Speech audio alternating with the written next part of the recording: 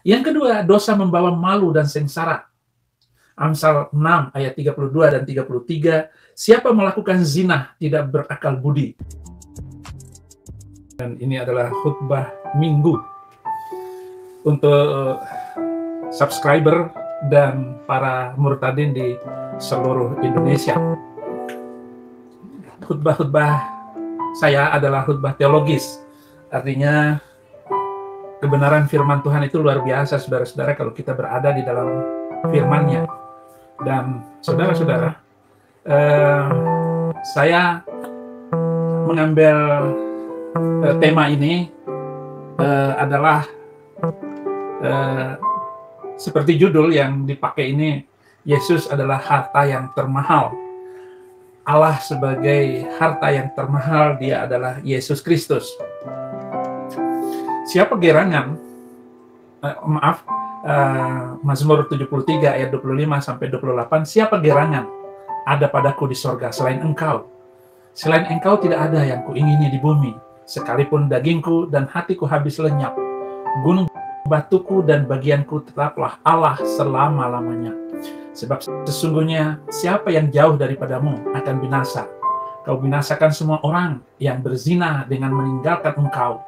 Tetapi aku suka dekat pada Allah. Aku menaruh tempat perlindunganku pada Tuhan Allah, supaya dapat menceritakan segala pekerjaannya. Ungkapan yang menggambarkan pada kita bahwa Allah adalah segala-galanya bagi kita. Ia melebihi apa yang ada di langit dan di bumi. Ialah harta yang termahal.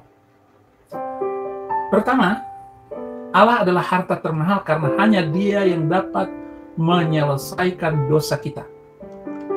Penyelesaian dosa adalah kebutuhan manusia yang pertama dan utama. Karena dosa memisahkan kita dari Allah. Yesaya 59 ayat 1 dan 2, sesungguhnya tangan Tuhan tidak kurang panjang untuk menyelamatkan, dan pendengarannya tidak kurang tajam untuk mendengar.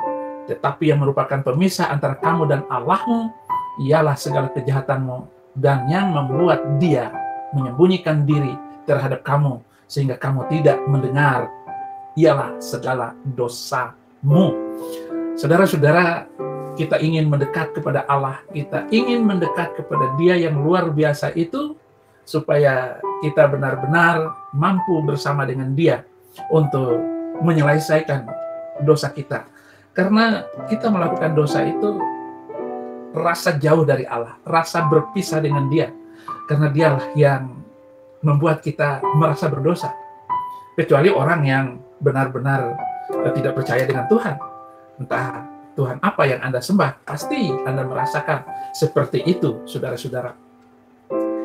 Yang kedua, dosa membawa malu dan sengsara. Amsal 6 ayat 32 dan 33, siapa melakukan zina tidak berakal budi. Orang yang berbuat demikian merusak diri, siksa dan cemooh diperolehnya, malunya tidak terhapuskan. Oh, saudara-saudara, demikianlah keadaan dosa itu menghimpit kita. Tetapi harta yang termahal itu adalah Yesus Kristus.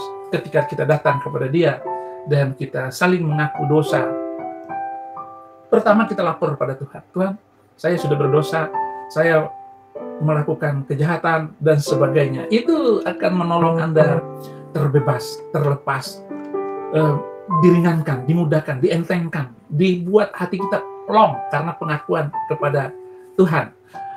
Dan jika Anda suami istri saling mengaku dosalah, ya apa yang kalian sudah lakukan terhadap suamimu, entah kamu menyeleweng atau kepada istrimu kamu menyeleweng, maka akan ada pemulihan, akan ada pengampunan. Nah, itulah dosa itu, saudara-saudara, begitu. Yang ketiga, dosa membawa kebinasaan. Yeremia 3 ayat 18 sampai 20.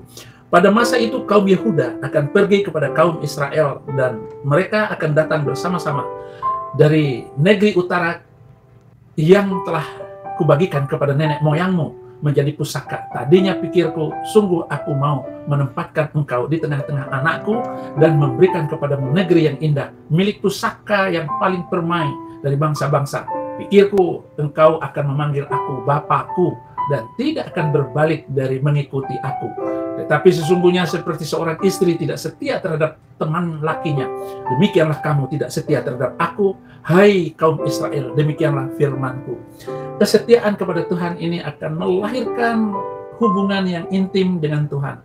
Dan itulah yang diinginkan oleh Tuhan, supaya kita setia kepada Dia. Jangan seperti yang dikatakan oleh Tuhan itu sendiri lewat firman-Nya tadi, jangan ada istri yang tidak setia ataupun suami yang tidak setia kepada istrinya. Haleluya.